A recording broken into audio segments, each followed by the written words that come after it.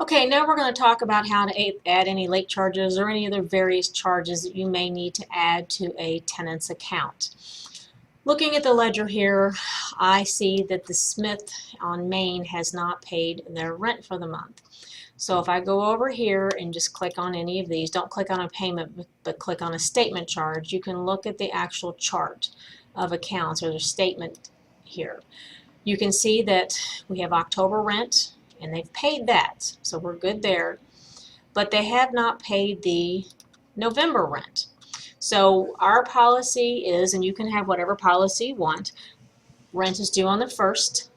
It is late on the 6th. So any rent that's received the 1st to the 5th, even if it's postmarked during that time and we don't get it till after the 5th, it's considered to be on time.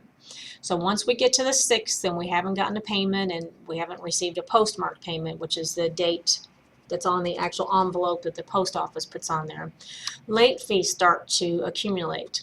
So let's say for this example that this is the 10th. So we are going to, you can do one of two things. You can either add it here or you can go up on new transactions and enter statement charges for this particular account. So we'll change the date. We're going to assume it's November 10th for this example. And the tenant hasn't paid rent. So we have two different types of late fees. On the 6th, in our case, there is a $50 late charge. So if you look down through here, I have what I call a late charge. And I've already set this up so that it says rent not received by due date, and the charge is $50. And you can record that. Now, today is the 10th, and we haven't gotten the rent yet, so they also have daily late charges of, what we have up here, $5 a day. So we are going to add a new statement charge. And what I typically do is, on the date that I start entering these, I pick that date. So for our example, today is the 10th. As I get down to the end of the month, I personally change that date to the 20th or the 21st or the 31st. So that way I can see if I get to the end of the month and the date is the 30th or the 31st, they haven't paid their rent for the entire month. That's just me. Other people prefer to put all the late charges on the 6th and just do that. So you will need to decide what you want to do. So the next charges that I need to add are the daily late charges right here. And this automatically puts in the $5 a day because that's what I have pre-set up. And in this case, what I do, I don't charge for the 6th because I've already charged $50, so I'll do the 7th, 8th, 9th, and 10th. So I'll put a 4 in here. And I'll put a 4 in here. And if you see, that'll add up to $20 over here. And I hit record. So that's fairly simple. Now, if you need to add late fees or you need to add any other kind of fees, let's just add one real quick, and we're just going to put late. It's defaulting. So we're going to add new, we're going to hit enter, and we're going to say yes, we'd like to add this. It'll be a service, late, and we're just going to say late charge exercise, just because this is, I'm going to go back and delete this one. And we can make this whatever fee we want. And in this particular case, it's going to go under late fees income. And then you just hit OK. And if you see, this has been added, and anytime you type late in here, you will get either late or late charges that'll come up. So I'm not going to actually record that, but it's fairly simple to add any new charges that you want to add. And if you go up under list, we were talking about payment method, just kind of as a side note here. When you get in here and you're setting up a new account, you may or may not have any kind of payment methods in here. You go down to the payment method list here, list, customer and vendor profile list, and payment method list, and then you can add whatever payment method you want. If it's not there, then you can add a new payment method. And what I like to do is say, for example, money order, we do a lot of Western Union, so I'll do WU for Western Union. That way I don't have to type that every single time. And that's technically what I would consider a cash payment. So now that's listed there, and it'll show up whenever you add a new payment.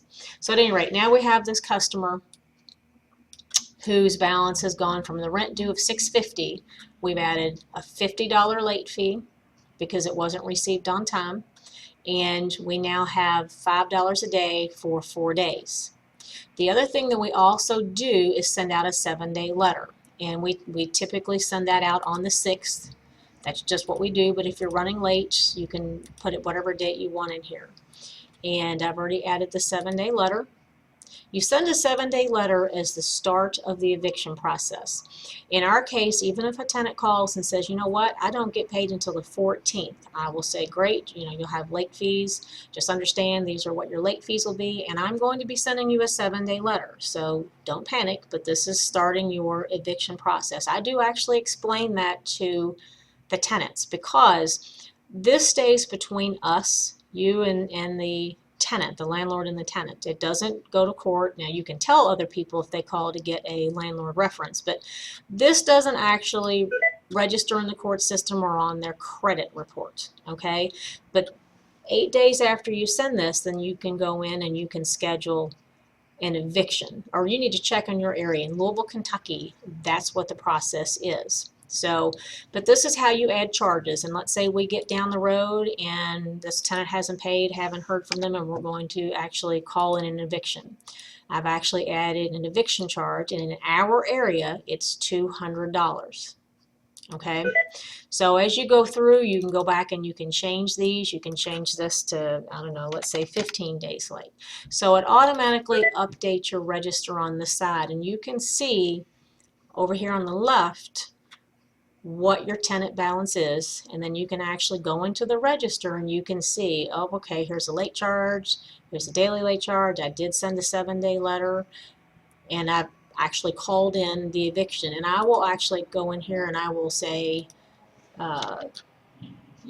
what day I called it in, for example, so that you have all that information with you. And then in order to print a ledger or a balance due statement, you can go up under customers, create statements, and these will all have to be input. So we're just going to use a standard statement just to kind of show you what it looks like.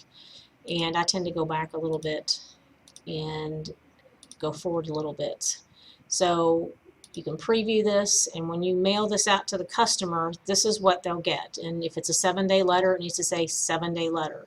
If it's a statement due or a balance due, you say balance due. And we'll talk about this a little bit later, but this is the reason you want to enter your statements charges so that they're easy to read and that you can understand them and that your tenant can understand them. So you can look at this and see the tenant will know what the charges are as they go through here. There's no question as to they were charged late fees, they were charged an eviction fee, whatever fees that you put in there. So that's how you add late fees or any other type of statement charges that you need to add to your tenant's account.